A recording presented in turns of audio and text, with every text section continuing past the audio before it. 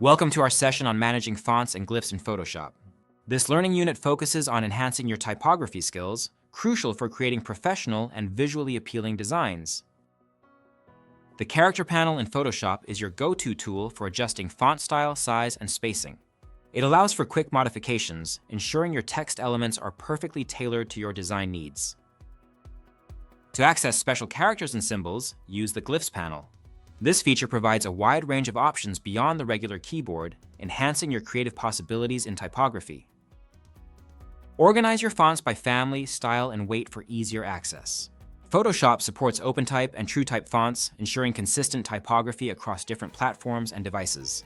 Font substitutions can be used when the original font is unavailable.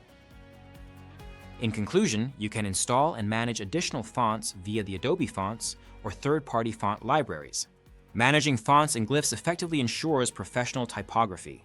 Photoshop's extensive font tools offer designers numerous options for creative text manipulation, enhancing the overall design quality.